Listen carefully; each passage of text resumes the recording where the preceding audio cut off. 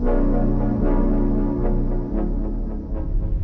Pelle here today, and in today's video I'm going to be showing you guys how to make the AI blur transition. And as I said this on previous videos, I'm trying to get more into the AI effects here, so this was a very cool, unique one, I think. And I would say this effect is perfect if you have two clips, but you want to have something in between those clips, you want to make some sort of transition, something like that. This is going to be perfect. So we're going to be creating a whole new clip or video between two clips using AI. And yeah, I'm excited for it. We're going to be using another website for this tutorial. It's called Kling. And yeah, I'm excited to show you guys how to make it. And if you guys don't know, my name is Pelle and I run the Editing Visuals website, and I have a lot of editing packs that's going to enhance your editing and save you a lot of time. So if that's something you're interested in, be sure to check out the website. Now let's start with the tutorials. So here I'm in After Effects and I have this clip here, the first one of 21 Savage, and then the second one I have Central C here, and we're somehow with AI going to make a smooth transition in between these clips here, which is possible nowadays, which is pretty crazy. What you're going to be doing is basically take a screenshot of the last frame in the first clip here, so it's going to be this frame here, and you're going to be taking a screenshot as well of the first frame in the second clip, so it's going to be this one here. So in After Effects you can save the screenshot by going to Composition, Save Frame As, and then File. It's going to be a Photoshop file, so you will have to export the screenshot there. But you can also just press Windows key, Shift S, and then take a screenshot this way. Then you have it copied. Just paste it into, if you have like Discord chat, something like that, you can paste it in there and then download it. Get those two screenshots, and then we're going to be moving on to the Kling website.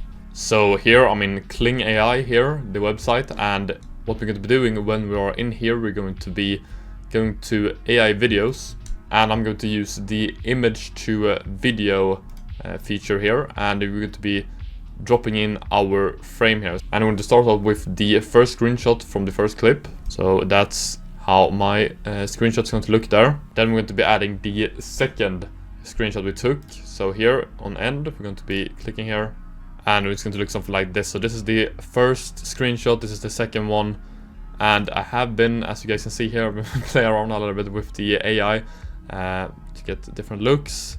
And here if you guys go to get inspirations, you have a lot of like templates or already made prompts here that the AI can be using, and I'm going to be using the camera zooms out. So it's going to be zooming out from the close-up shot of 21 Savage to the wide angle of Central C.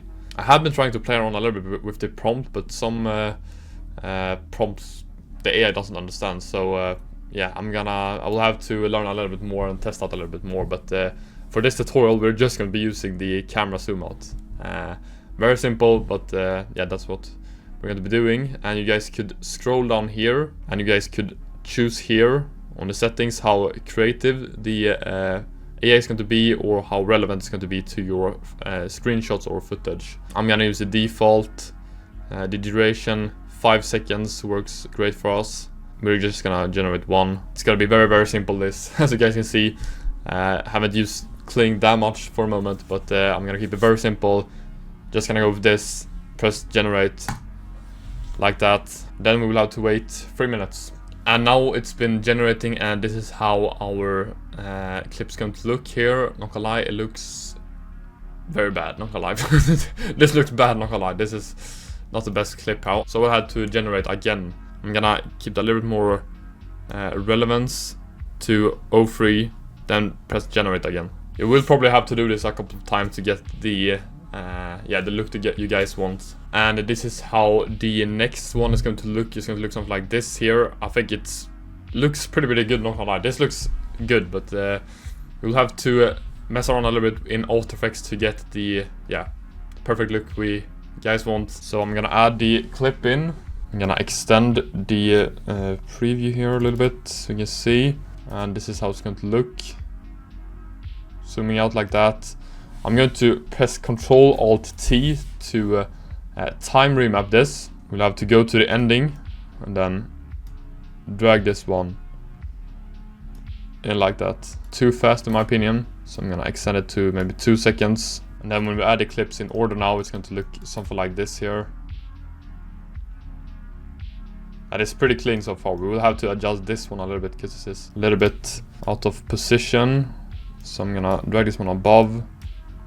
One frame here, I'm gonna make it screen so I can match this. Make it a little bit larger, increasing the scale. I'm gonna go to position, trying to match here. Something like this.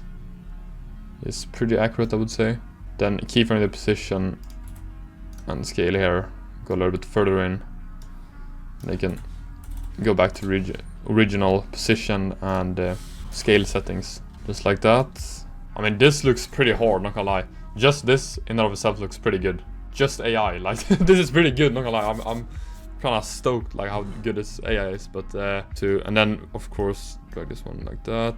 If you want to hide the AI mistakes a little bit, like if you go a little bit in, this doesn't even look like 21 Savage anymore if you're gonna keep it real. And then it's a little bit out of place, the flag, so it's going to be lagging a little bit. You can add a whole like slow shutter kind of effect on the whole clip here, like a blur effect if you guys want. So I'm going to show you how to do that. So basically make a adjustment layer, Ctrl+Y, make it a little bit bigger than the actual clip here. Something like this is going to work fine. And here we could add pixel motion blur. I'm going to set the shutter angle to 2000. Then the shutter samples to 20. We'll have this look so far. And then we're going to be adding echo. I'm going to set the number of echoes to 15. Decay to 0.75. And then echo operator to maximum. And you guys could keyframe the opacity as well. So if you keyframe the opacity at 100 at the beginning of the clip, then a little bit the like extended part here of the adjustment layer, like this part here before the clip starts, the AI clip, go in here, make it 0, so this is going to be when it fades in. You can easy the keyframes there, do the same here in the ending, 100% and then 0% there.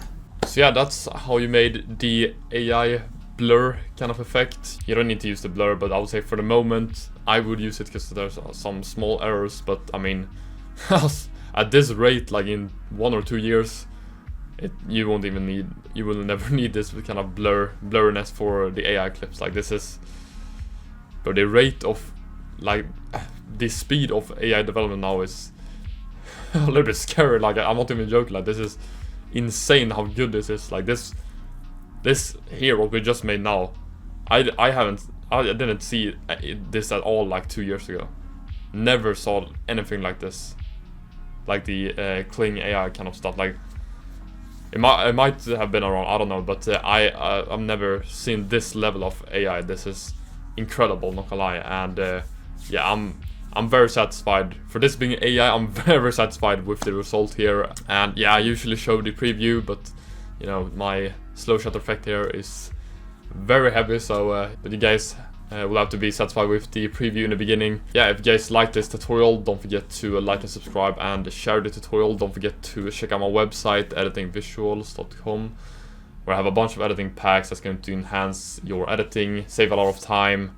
Be sure to check it out. Don't forget to check out my Instagram, trying to post that as often as possible now. And also don't forget to join my Discord server, and I'll see you guys soon. Take care and have a nice day.